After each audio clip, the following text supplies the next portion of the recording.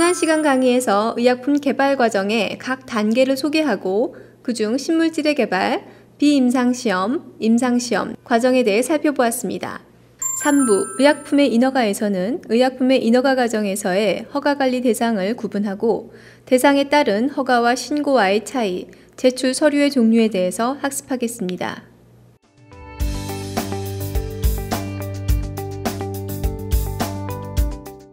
안녕하세요.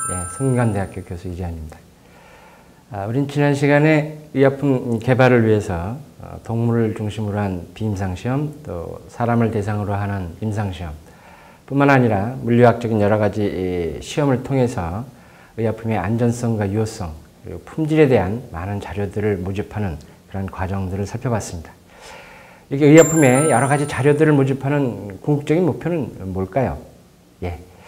의약품을 판매하기 위한 것입니다. 그런데 의약품을 판매하기 위해서는 그동안 모았던 여러 가지 자료들, 안전성, 유효성과 품질에 관한 자료들이 과연 합당한 것인지 객관적인 제3자에 의해서 평가를 받는 그런 과정을 거쳐야 됩니다. 우리는 이거를 인허가 과정 이렇게 이야기하기도 하고요. 정부의 어떤 허가 심사 과정 이렇게 이야기도 합니다. 말씀드린 바와 같이 이 인허가 과정은 기업의 입장에서는 자신이 개발한 의약품의 안전성, 유효성, 그리고 품질에 대한 평가를 받는 그런 과정이 될 것이고요. 또 국가기관의 입장에서는 이 약물들이 국민들한테 투여됐을 때 과연 안전하고 또 유효한지에 대한 심사를 하는 그런 과정으로 활용을 하게 됩니다. 여기서 우리가 의약품 판매와 관련되어져서 허가를 받는다라는 표현을 썼는데요. 이 허가라고 하는 것은 일반적으로 금지되어진 행위를 적법하게 일정한 요건을 갖췄을 경우 이를 적법하게 허용하는 그런 행정항입니다. 의약품은 방금 말씀드렸듯이 판매를 목적으로 제조하거나 수입하는 경우에 허가를 받기 때문에 판매를 목적으로 하지 않는 그러한 행위에 대해서는 제조나 수입 행위에 대해서는 따로 허가를 받지는 않습니다. 통상적으로 우리가 임상시험 의약품이나 또는 허가를 받기 위해서 하는 시험적인 제조 행위에 대해서는 별도로 허가를 안 받는 것이 이러한 이유가 되겠습니다. 우리가 의약품 허가를 하는 이러한 행정 과정을 통해서 실질적으로 이루고자 하는 궁극적인 목적은 해당 의약품이 우리가 생각하는 만큼의 안전성과 유효성을 갖고 있는지, 또 품질은 그만큼 보증되어져 있는지 하는 것을 심사하기 위한 것이라고 할 수 있겠습니다. 다만 우리가 의약품을 허가하는 데 있어서 모든 약에 대해서 다 똑같은 그러한 허가의 기준을 적용하는 것은 아닙니다. 그 의약품이 어떠한 의약품이냐에 따라서 허가에 필요한 여러 가지 요건들이 달라지겠습니다. 슬라이드를 보시면 허가관리 대상 구분해서 그게 세 가지로 구분이 되어지는데요. 일단 신약이냐, 아니면 자료 제출 의약품이냐, 아니면 제네릭 의약품이냐에 따라서 우리가 심사를 할 때 필요한 여러 가지 구비 요건, 그래서 이제 자료 제출 범위라고 표현을 하는데요. 그런 자료의 범위가 달라지게 됩니다. 허가 대상 의약품 구분 중에서 첫 번째 신약입니다. 슬라이드에서 보시는 바와 같이 신약은 국내에서 허가된 적이 없는 그런 전혀 새로운 신물질의 의약품입니다. 영어로는 New Chemical Entity 또는 New Molecular Entity라는 표현을 쓰는 그런 물질이 신약이 되겠습니다. 두 번째 분류 대상은 자료 제출 의약품입니다. 자료 제출 의약품은 기존에 허가된 약과 뭔가 조금이라도 다른 그런 약들을 의미하는데요. 어떤 의약품들이 자료 제출 의약품인지 한번 들어보시겠습니다. 자료 제출 의약품은 새로운 염을 유효 성분으로 함유한 의약품, 새로운 효능군 의약품, 유효 성분의 새로운 조성 또는 함량의 증감, 새로운 투여 경로 의약품, 새로운 용법 용량 의약품, 새로운 기원의 효소, 효모, 균제제, 새로운 제형입니다. 설명 들으신 바와 같이 자료 제출 의약품은 기존에 이미 허가된 의약품과 뭔가 조금씩 다른 그런 의약품들을 이야기합니다. 그런데 이 자료 제출 의약품 중에는 그 뭔가 조금씩 다름으로 인해서 안전성, 유효성이나 또는 유용성에 개량되어진 그런 의약품들이 있습니다. 우리는 그걸 개량 신약 이렇게 부르는데요. 퀴즈를 통해서 개량 신약에 대해서 어떤 것들이 있는지 한번 살펴보도록 하겠습니다. 슬라이드를 보시고요. 개량 신약이 아니라고 생각하는 것들이 어떤 것이 있는지 한번 찾아보시죠. 다음 중 계량신약이 아닌 것은 무엇입니까?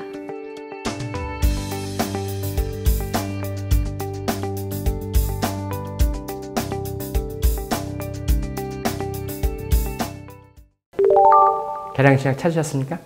네, 4가지 다 계량신약에 해당합니다. 주사제나 먹던 마약을 패치제로 개발을 한다든지요. 아니면 우울증 치료제로 사용하던 약을 금연보호제제로 개발을 한다든지요. 또는 물 없이 먹는 구강붕해정, 하루에 3번 먹던 약을 일주일에 1번 먹게 만드는 그런 서방형 제제, 또는 기존 주성분의 어떤 염이나 또는 이성체로 새롭게 개발하는 그러한 약들을 우리는 계량신약 이렇게 부릅니다. 그동안에 계량신약이 개발돼서 성공한 사례들을 몇 가지 나열을 해봤는데요. 참고하시기 바랍니다. 우리가 이렇게 계량신약에 대해서 특별히 관심을 갖는 이유는 처음부터 모든 제약회사들이 신약을 만드는 것은 사실 좀 어렵습니다. 따라서 이렇게 계량신약을 만들다 보면 거기서 새로운 아이디어도 얻게 되고요. 또 신약과 개발되어진 여러 가지 경험도 축적하게 됩니다. 그래서 정부에서는 이런 계량신약, 특별히 허가를 할 때 좀 우선권을 주기도 하고요. 또 보험약과에 있어서도 우대 조치를 하고 있습니다.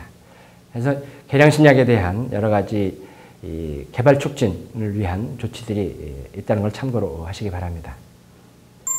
허가대상 구분 의약품에 대해서 신약과 자료제출 의약품 말씀드렸고요. 세 번째로 제네릭 의약품이라는 게 있습니다. 사실 제네릭 의약품이라는 표현 자체가 그렇게 썩 좋은 표현은 아닌데요. 원래 허가 과정에서 이렇게 제네릭 의약품으로 하고자 하는 의약품은 뭐냐면요.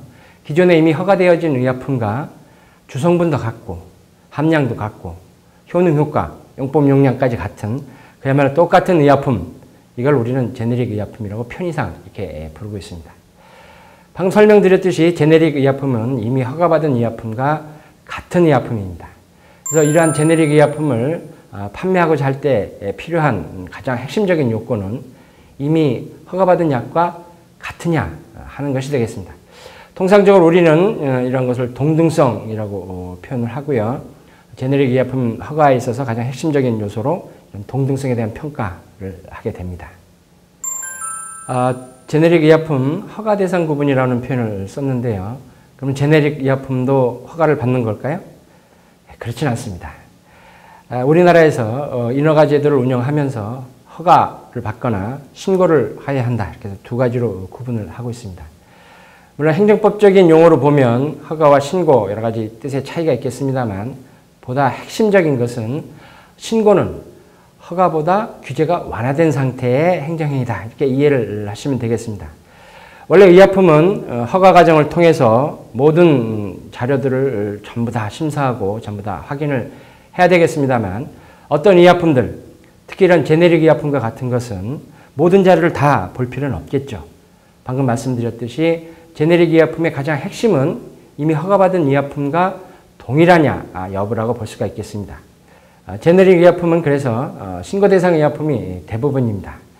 자, 그럼 어떤 의약품들이 신고 대상 제네릭 의약품인지 퀴즈를 통해서 한번 알아보도록 하겠습니다. 다음 중 신고 대상 의약품이 아닌 것은 무엇입니까?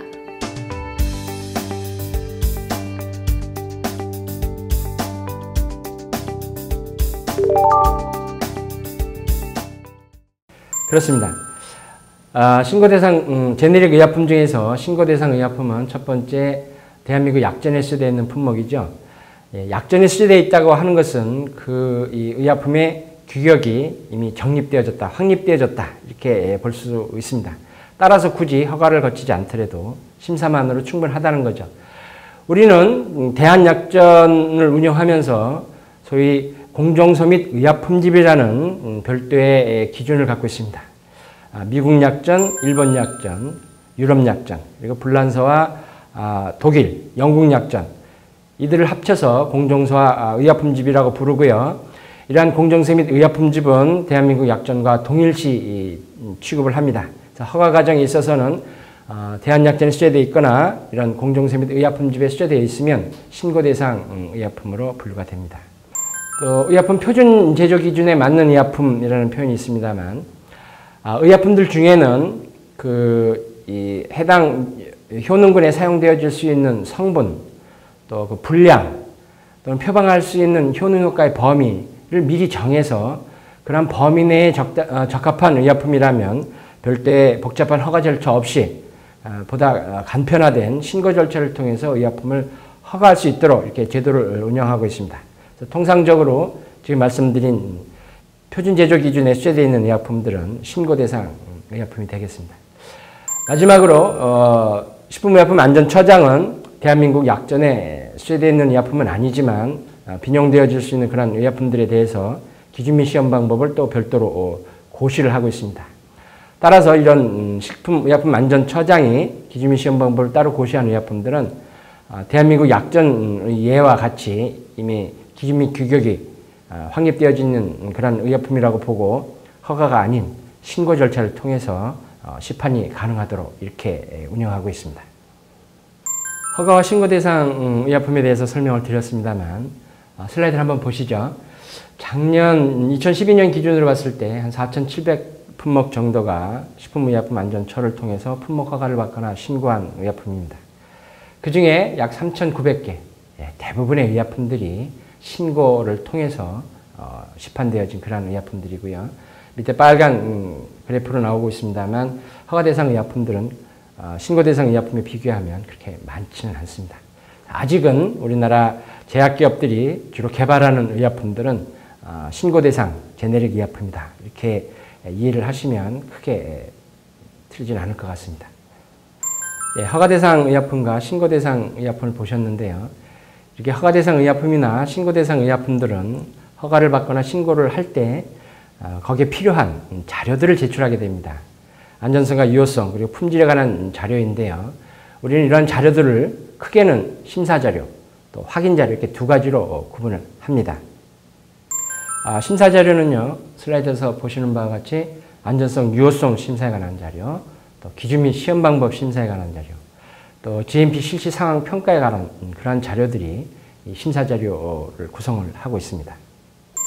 이 심사자료, 안전성, 유효성에 관한 자료, 또 기준 및 시험 방법에 관한 자료, 또 GMP 실시 상황 평가에 필요한 자료들은 슬라이드에서 보시는 바와 같이 톱니바퀴처럼 서로 연관성을 갖고 맞물려 진행되게 됩니다. 이 안전성, 유효성이나 품질, 또 GMP 운영과 관련되어진 자료들은 보다 구체적이고 세부적인 자료로 구분이 되어지는데요. 그 자료들을 한번 슬라이드를 통해서 보시도록 하겠습니다. 그 세부적인 자료를 보면요. 기원 또는 개발 경위에서부터 시작해서 생물학적 동등성에 관한 자료까지 9가지의 큰 카테고리로 구분이 됩니다. 상당히 많은 자료인데요. 자, 그럼 여기서 퀴즈 하나 드리겠습니다. 슬라이드에서 보시는 바와 같이 다음 중에서 의약품의 사용기간을 설정하기 위해서 평가하는 실험이 아닌 거 어느 겁니까? 다음 중 의약품의 사용기간을 설정하기 위해 평가하는 시험이 아닌 것은 무엇입니까?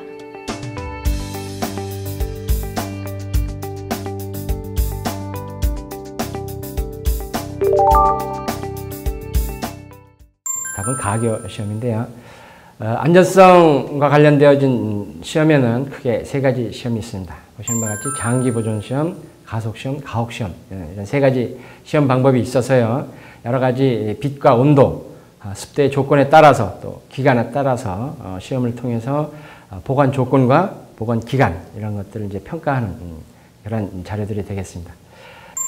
세부사항을 한번 살펴보도록 하겠는데요.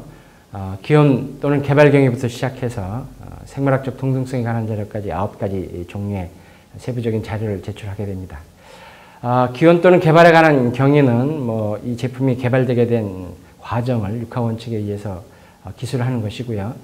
구조결정이나 물리학적 성질, 이건 지난번에 저희가 말씀드렸던 기준 및 시험 방법과 관련되어진 그런 자료들이 되겠습니다.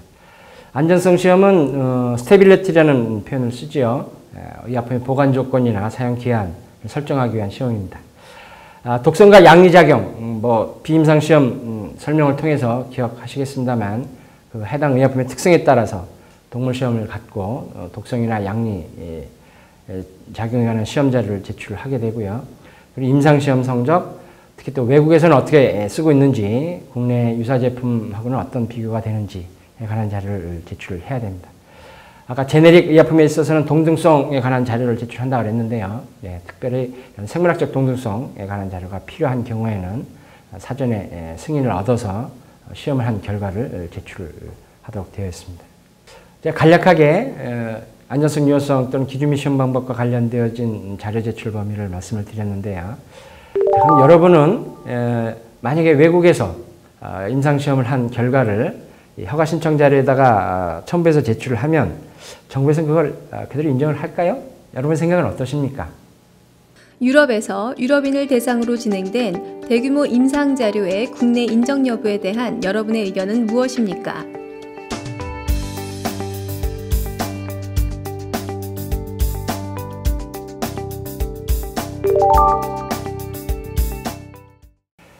지금 말씀드린 게 이 품목허가 심사 자료 제출 자료 중에 보시는 바와 같이 가교 자료라는 것에 해당합니다. 외국에서 외국인을 대상으로 한 임상시험이 국내 우리 한국인에게도 그대로 적용되어질 수 있는지를 평가하기 위해서 하는 그런 시험 자료가 되겠고요.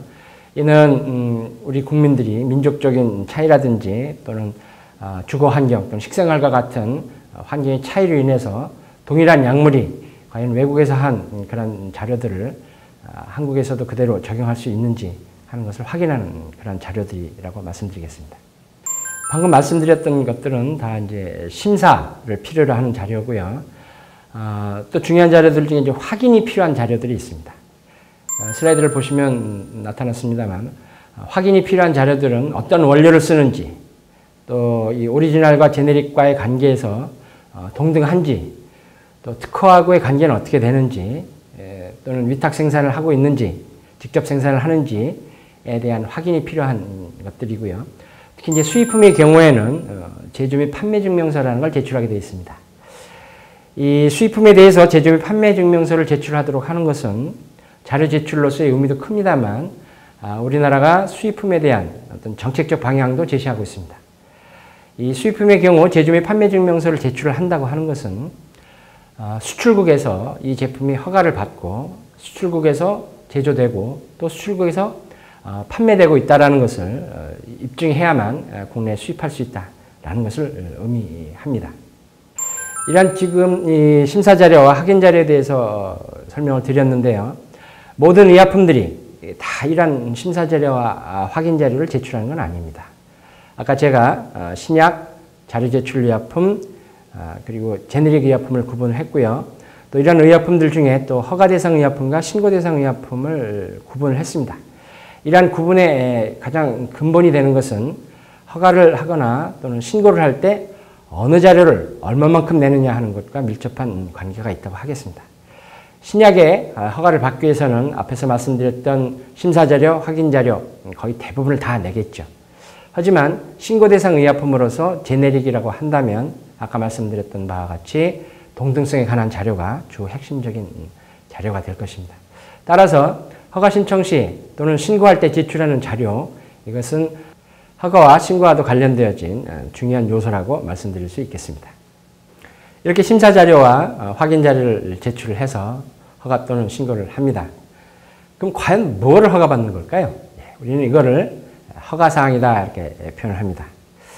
슬라이드를 보시면 다음 중 허가사항이 아닌 것, 어떤 것들이 허가사항이 아닌 것 같으세요? 다음 중 허가사항이 아닌 것은 무엇입니까?